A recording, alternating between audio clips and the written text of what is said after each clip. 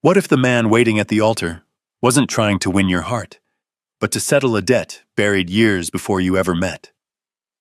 Savannah's fingers froze around the wedding bouquet as a folded letter slipped from an old leather satchel onto the church floor. Outside, a horse stamped against the hitching rail. Inside, the bell above the chapel door rang once. Across the room, the cowboy she was about to marry stood perfectly still, his jaw tight, his eyes fixed on that letter. No one moved. No one spoke. Then Savannah noticed the name written across the page, and suddenly, the wedding wasn't the only thing hanging in the balance. What had Wyatt been hiding all this time? Before we begin, tell us where you're watching from and join us for this unforgettable journey. 3 weeks before her wedding, Savannah Brooks stood on the wooden porch of the Brooks Trading Post and watched the morning fog drift over Cotton Run. The creek cut a silver line through the valley below. Beyond it stretched miles of open grassland, broken fences, and distant pine-covered ridges. A wagon rattled along the dirt road toward town. Somewhere far off, cattle bawled. Everything looked ordinary. That was what troubled her.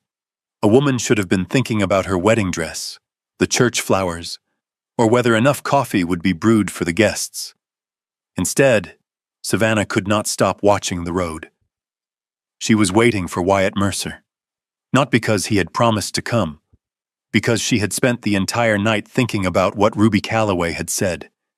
The words still sat inside her like a stone. "He didn't come back for you, Savannah." Ruby had spoken softly, but the sentence had landed hard. He came back for the Brooks family. The evening before, the two women had sat behind the trading post while the sun disappeared behind Juniper Ridge. Ruby twisted a piece of sewing thread around her finger and told Savannah everything people were saying. About Wyatt, about the Mercer Ranch, about the water rights at Cotton Run, about the losses that followed, and about the possibility that Wyatt's proposal had never been about love at all. Savannah wanted to dismiss it. She truly did. But rumors survived a long time in small towns because they usually carried at least one grain of truth. She heard hoofbeats before she saw him. Wyatt Mercer appeared along the road riding a bay gelding. He sat tall in the saddle, hat pulled low against the morning sun. Nothing about him looked dramatic. No grand gestures, no hurry, just the same quiet man she had known for years. He slowed near the front gate and tipped his hat. "Morning, Miss Brooks." Savannah smiled automatically. "Morning." He asked about a shipment of feed that was due later that afternoon. They exchanged a few practical words. Then he rode on toward the north pasture. That was all. No declarations, no performance, just Wyatt. Savannah watched until he disappeared behind a stand of cottonwoods. If he was carrying revenge, he hid it well. Later that day, she walked into Miller's Diner near the center of town. The smell of coffee, bacon grease, and fresh biscuits filled the room. She took a seat near the window. Two ranchers occupied a table behind her. At first, she ignored them. Then she heard Wyatt's name. One man lowered his voice. Mercer didn't spend 8 years rebuilding himself for nothing. The other chuckled. "You really think he wants the girl?" A pause followed. Then came the sentence that refused to leave her. "Mercer doesn't need the girl. He needs the Brooks name." Savannah's fingers tightened around her coffee cup. The men never noticed her. They kept talking while she stared through the window at the dusty street outside. A wagon rolled past. A dog slept beneath the boardwalk. Life continued as if nothing had happened, yet something had changed. That night, the wind moved softly through the valley. Savannah sat beside her bedroom window long after the lamps downstairs were extinguished. The moonlight silvered the fence posts beyond the house. 3 weeks. Only 3 weeks until she would stand beside Wyatt Mercer before the preacher. 3 weeks until she promised him the rest of her life. She could walk away. No one would stop her. Instead, Savannah rose from her chair and crossed the room. She folded the wedding fabric carefully and placed it back inside the cedar chest. Then she looked out toward the dark outline of Cotton Run. No. She would not run from rumors, and she would not marry a man she did not understand. If there was truth hidden inside the story of Wyatt Mercer and her family, she intended to find it herself. Outside, somewhere beyond the creek and the sleeping pastures, a lone coyote called into the night. Savannah listened until the sound faded. Then she made her decision. She would uncover the truth before the wedding, no matter where it led. The next morning arrived cold and clear. A pale layer of frost clung to the fence rails outside the trading post. Savannah stood at the kitchen table with a tin cup of coffee warming her hands. Downstairs, she could hear workers unloading sacks of flour from a wagon that had arrived before sunrise. Everything felt ordinary again. Yet she found herself looking toward the road every few minutes, not waiting for Wyatt, watching him. That became her quiet habit over the following days. She never announced it, never asked questions. She simply paid attention. 3 days later, she saw him outside the Parker place, a small ranch sitting alone near the eastern ridge. Widow Parker had lived there by herself since her husband died 2 winters earlier. One of her pasture fences had collapsed after a windstorm. Savannah watched from a distance while delivering invoices to a neighboring ranch. Wyatt worked steadily beneath the afternoon sun. Post, hammer, wire. No audience, no praise. When Widow Parker offered him money, he shook his head. Savannah couldn't hear the words, but she saw the older woman smile and wipe her eyes before he rode away. The image stayed with her. A week earlier, she might have dismissed it. Now she wasn't so sure. 2 days after that, she saw him again. A young boy named Tommy Fletcher had lost a horse somewhere beyond Cotton Run. The entire town knew the animal was the family's only reliable workhorse. Near dusk, Savannah saw Wyatt leading the missing horse back toward town. The boy ran across the street so fast, he nearly lost a boot. Wyatt handed him the reins. Nothing more. No speech. No celebration. Just a brief nod before he continued walking. The same man people claimed was planning revenge. The same man she was supposed to marry. The contradiction bothered her more than the rumors ever had. One afternoon, she found herself riding near the canyon trail west of Juniper Ridge. The path curved between weathered rocks and scattered pine trees. Without warning, a memory returned. 3 years earlier, spring runoff, fast water, a frightened horse. She had been trapped halfway down a rocky ledge after a sudden flash flood swept through the narrow pass. She remembered the sound first, rushing water, breaking branches, then Wyatt. He had appeared without warning, calm, focused. He never grabbed her, never barked orders. Instead, he spoke slowly, carefully, as if he trusted her to think. "One step at a time, Miss Brooks." She remembered his hand reaching out, and the strange relief she felt when she finally reached solid ground. Afterward, he had checked her scraped wrist, asked if she was hurt, then ridden away. He never mentioned it again. Savannah hadn't thought about that day in years. Now she wondered why. Late one evening, she stopped by old Ben Carter's bunkhouse. The old cattleman sat outside sharpening a pocket knife beneath a lantern. The smell of tobacco drifted through the cool air. "You knew the Mercers, didn't you?" Savannah asked. Old Ben nodded slowly. Knew both families. For a while, neither spoke. Then the old man glanced toward the dark valley. "That boy carries more weight than folks realize." Savannah waited. Old Ben slid the knife shut. "People think anger is loud. Most times it ain't." "What do you mean?" He looked at her for a long moment. Wyatt Mercer has spent years learning how to keep certain things buried. The answer explained nothing, yet somehow it felt important. As Savannah prepared to leave, something caught her eye through the bunkhouse window. A saddlebag rested on a nearby chair. She recognized it. It belonged to Wyatt. Old Ben often repaired tack for local ranchers. The flap had been left partially open. Inside was a folded piece of blue cloth. Savannah froze. She knew that cloth. Years ago, during a summer fair, she had lost a small embroidered handkerchief near the church picnic grounds. Blue fabric, white stitching, her initials sewn carefully into one corner. SB. The same handkerchief now rested inside Wyatt Mercer's saddlebag. Not hidden, not displayed, simply kept. For years. Savannah stared at it in silence. Old Ben followed her gaze but said nothing. The evening wind moved through the cottonwoods. Somewhere in the darkness, a horse snorted softly. Savannah suddenly realized she was asking the wrong question. Maybe the question was not whether Wyatt hated her family. Maybe the real question was why a man carrying that much history would keep a forgotten handkerchief all this time. And for the first time since Ruby's warning, she found herself wondering something entirely different.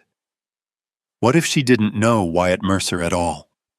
What if the truth was far more complicated than revenge? As she walked home beneath a sky full of stars, the blue handkerchief stayed fixed in her mind, waiting. Like an answer she had not yet learned how to read. For the next several days, Savannah carried the image of that blue handkerchief everywhere she went. She saw it while sorting invoices at the trading post. She saw it while measuring coffee beans into paper sacks. She saw it when she woke before dawn and listened to the wind brushing against the side of the house. The question refused to leave her alone. A man could keep anger alive for years. But why would he keep a handkerchief? One cold morning, Savannah saddled her mare and rode into town before most businesses opened. The streets of Juniper Ridge were quiet, except for a delivery wagon unloading barrels behind the general store. She tied her horse outside the marshal's office. Marshal Henry Dawson looked surprised when she stepped through the door. The older man sat behind a desk crowded with maps, property filings, and weathered record books. "What can I do for you, Miss Brooks?" Savannah hesitated only briefly. "I need to see the old land records around Cotton Run." The marshal studied her face. Something in her expression must have convinced him. Without another question, he stood and walked toward a row of cabinets lining the back wall. Dust floated through the sunlight as he pulled out several ledgers. The search took nearly 2 hours. Page after page passed beneath Savannah's fingers. Property transfers, water agreements, grazing rights, loan filings. Then she found it. The Mercer name. Her heartbeat slowed. A document dated nearly 10 years earlier rested between 2 routine filings. Savannah read it once, then again, and then a third time. The Mercer family had not lost their ranch because of unpaid debts alone. The real damage began when they lost access to Cotton Run. Without reliable water, cattle numbers dropped, pastures weakened, income disappeared. The ranch slowly collapsed afterward. Savannah kept reading. Another document revealed something even worse. Ezekiel Brooks had signed an agreement months before the new cattle route crossed through the valley. He had known Cotton Run would become valuable, very valuable. The realization settled heavily inside her. This wasn't luck. It wasn't coincidence. Someone had seen opportunity coming and acted first. The marshal quietly poured 2 cups of coffee from a dented pot. He placed one beside her. Savannah barely noticed. "Sometimes," Henry Dawson said carefully, "the hardest thing about records is they don't care who gets hurt." Savannah stared at the papers. For the first time in her life, she felt as though she were looking at a stranger when she thought about Ezekiel Brooks. That evening, she returned home after sunset. The trading post was nearly empty. Only a single lantern burned inside the office. Ezekiel sat at his desk reviewing freight receipts. His reading glasses rested low on his nose. He looked up when she entered. "You're late." Savannah closed the door behind her. "I was at the marshal's office." The older man's eyes narrowed slightly. Neither spoke for a moment. Then Savannah placed copies of the documents on the desk. Ezekiel looked down. His expression changed very little, which somehow made everything worse. "You knew," Savannah said quietly. The room felt smaller. The ticking clock on the wall sounded louder. Ezekiel removed his glasses. I knew the water would matter. You took it anyway. A long silence followed. Outside, wagon wheels rolled past on the dirt road. Inside, neither moved. Finally, Ezekiel leaned back in his chair. In this part of the country, people survive by seeing things before everyone else does. Savannah felt her stomach tighten. That's your answer? It is. No apology, no denial, no attempt to soften it. Just the truth. For the first time, Savannah understood why people spoke about business and morality as if they were different things. She left the office before saying anything she might regret. The night air was cold. Stars filled the Montana sky. She walked toward the stable and stopped. A memory suddenly returned. Not a memory of Ezekiel, a memory of Wyatt. Months earlier, during a conversation outside the feed store, Wyatt had mentioned Cotton Run. Only briefly. Only once. At the time, she hadn't understood why the subject mattered. Now she did. The realization struck her like a sudden gust of wind. Wyatt had known. He had known the truth about Cotton Run all along. He had known what happened to his family. He had known what Ezekiel Brooks had done. And yet he had never told her. Savannah stood motionless beside the stable fence. The mystery she thought she was solving had only grown larger. Was Wyatt protecting her from the truth? Or had he simply been waiting for the right moment? Above her, the stars burned bright over Juniper Ridge. And for the first time since beginning her search, Savannah was no longer certain which answer frightened her more. The days that followed passed quietly, too quietly. The wedding was now less than 24 hours away. Women from town came and went carrying fabric, flowers, and trays for the church supper. Wagon wheels rolled across the yard. Coffee boiled from sunrise until dark. Around her, everyone behaved as though the future had already been decided. Only Savannah knew how uncertain it felt. Late the afternoon before the wedding, she found herself staring out the office window while a customer signed a freight receipt. Beyond the glass, she could see Cotton Run shining beneath the fading sun. And somewhere beyond that water was Wyatt Mercer, the man who knew the truth, the man who had never told her. That evening, after supper, Savannah slipped out of the house. The air had turned cold. A wind moved through the juniper trees that covered the lower slopes of the ridge. She knew exactly where to find him. The Mercer horses were being kept in a long barn near the foothills west of town. By the time she arrived, darkness had settled over the valley. Lantern light spilled through the cracks in the wooden walls. Inside, horses shifted quietly in their stalls. A hoof struck the packed dirt floor. Leather creaked. Wyatt stood near a workbench repairing a bridle. For a moment, neither spoke. Then he looked up.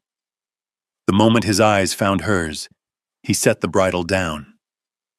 Savannah. His voice was calm, as always. She suddenly realized how tired she was of calm answers. You knew. The words left her before she could soften them. Wyatt didn't pretend to misunderstand. He simply nodded once. Yes. The lantern flame flickered between them. Savannah folded her arms tightly. You knew what happened to your family. Yes. You knew what Ezekiel did. Another pause. Yes. The answers came without hesitation, without excuses. That somehow made them harder to hear. Savannah looked away toward the nearest stall. A chestnut mare lifted its head and watched them. Then why didn't you tell me? For the first time that evening, Wyatt hesitated. He rubbed one hand across the back of his neck before answering. When would you have wanted me to? She said nothing, because she didn't have an answer. Wyatt stepped closer to the workbench, but not closer to her.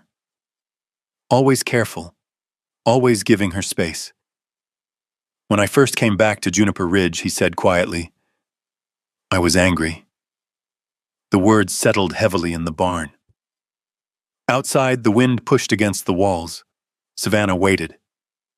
My father spent years trying to save that ranch. Wyatt's eyes remained fixed on the lantern. I buried him, believing he'd died, thinking he'd failed us. Savannah lowered her gaze.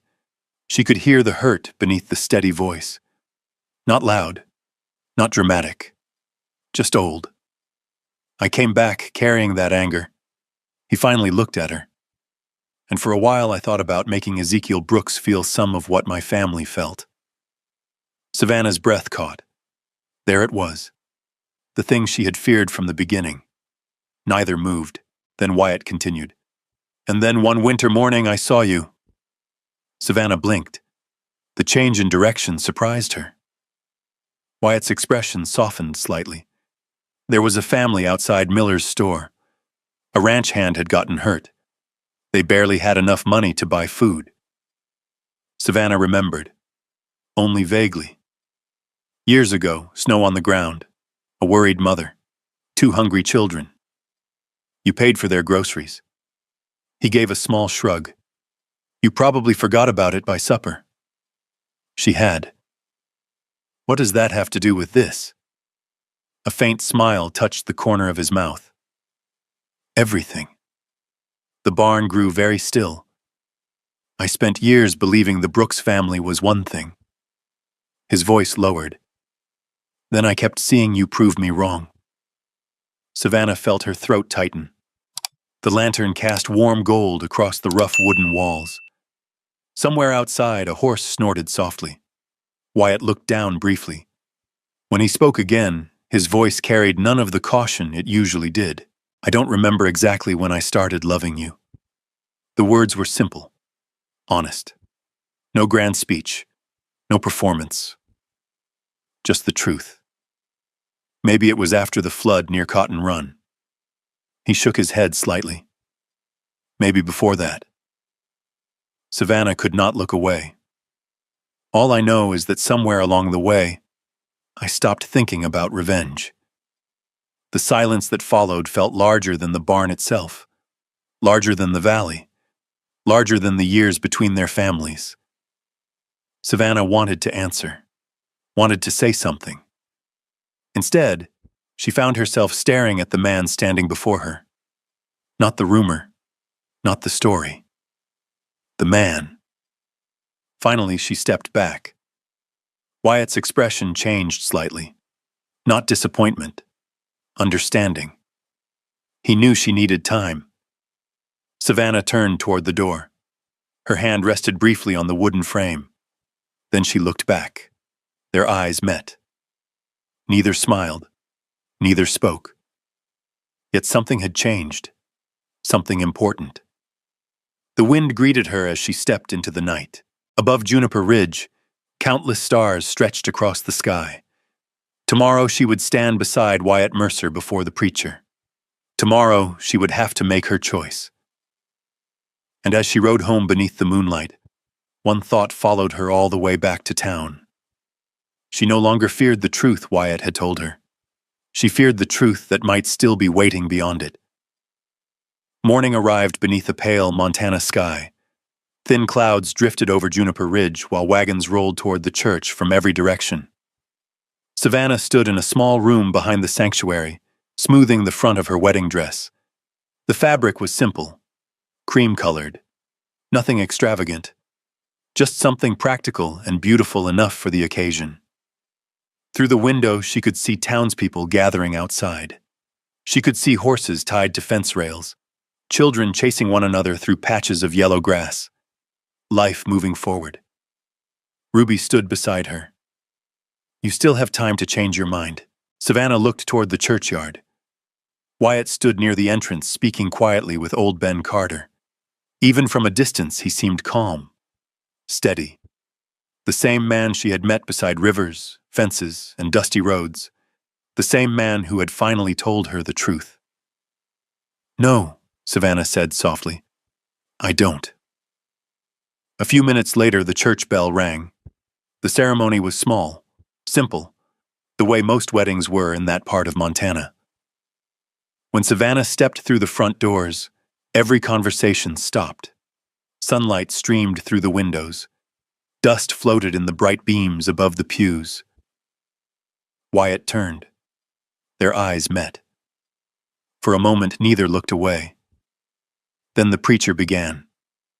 The vows were spoken. Promises were made. And when it was time to answer, Savannah's voice never shook. "I do." A quiet smile appeared in Wyatt's eyes. Not a large smile. Just enough.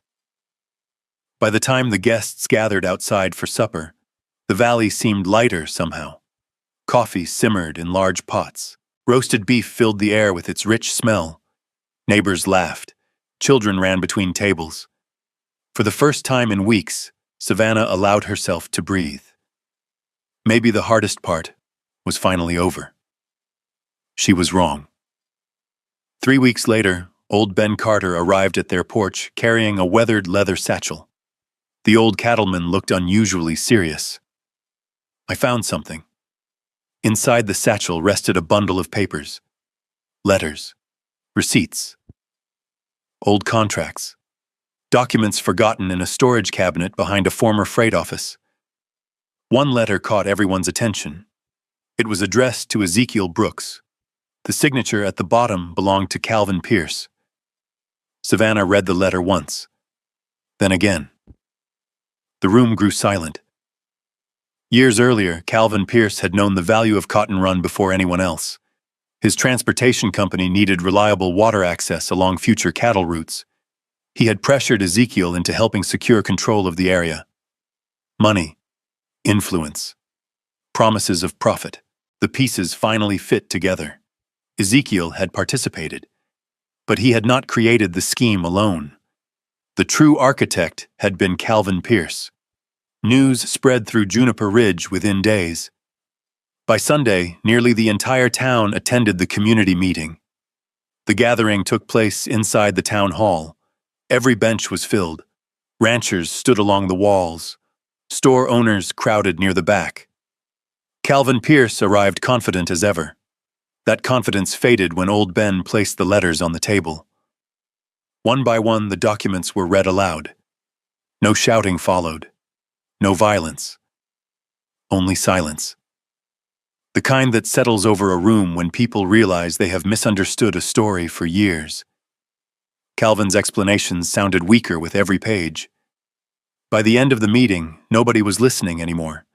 His reputation collapsed long before he left the building. A month later, Ezekiel Brooks requested a meeting with Wyatt.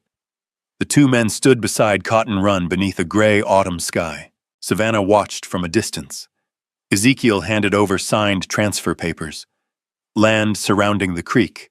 The same land connected to the old dispute. "You should have had it years ago," Ezekiel said.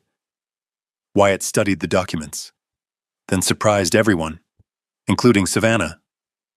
"I won't take it for myself." Ezekiel frowned. "What?" Wyatt folded the papers carefully. "This land caused enough damage." The creek moved quietly beside them. Sunlight reflected from the water. "We manage it together." For several seconds, nobody spoke. Then Ezekiel slowly nodded. It was not forgiveness, not completely. But it was a beginning. The following spring arrived with green grass and strong water flowing through Cotton Run. Calves wandered through open pastures. Fence posts rose along new property lines. The valley looked alive again. One afternoon, Savannah stood on the porch of their home watching Wyatt repair a section of fence near the creek. His hammer struck wood in a steady rhythm. Beyond him stretched the land that had once divided families. Now it connected them. Ruby visited that same day. The two women sat together beneath the shade of the porch roof. For a while, they simply watched the valley. Then Ruby smiled. "So tell me." Savannah glanced over. Ruby nodded toward Wyatt. "What did he really come back for?" Savannah watched her husband set another fence post. A breeze moved through the cottonwoods. The sound of flowing water drifted across the pasture. For a moment she thought about everything that had happened. The rumors, the anger, the secrets, The years both families had lost. Then she smiled. Maybe he came back carrying revenge. Ruby waited. Savannah looked toward Wyatt again, but he stayed because of love. As if sensing her gaze, Wyatt lifted his head. Their eyes met across the distance. Neither waved, neither spoke. They didn't need to. The distance between them was no longer very far, and for the first time in a long while, the future seemed larger than the past. As the sun settled over Juniper Ridge and the water of Cotton Run carried the last light of the day, it became clear that this story had never really been about land, contracts, or old mistakes. It was about what people choose to carry, and what they finally decide to set down. Imagine standing where Savannah once stood. Imagine learning that the person you love is tied to the deepest wound your family ever caused. Would you walk away? Or would you stay long enough to learn the whole truth? And imagine standing where Wyatt stood, carrying years of hurt, years of unanswered questions, then discovering that healing asks more of you than revenge ever could. Maybe that's what stays with me most. Not the conflict, not the secrets, but the quiet courage it takes to give someone a second chance when every reason in the world tells you not to. Because sometimes love doesn't arrive with grand speeches. Sometimes it looks like patience, a kept promise, a hand that stays when it would be easier to leave. If this story touched you, tell me in the comments.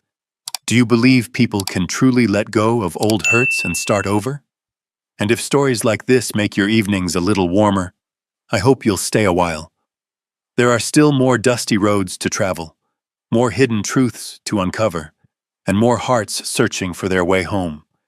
I'd be honored to share those stories with you in the next journey.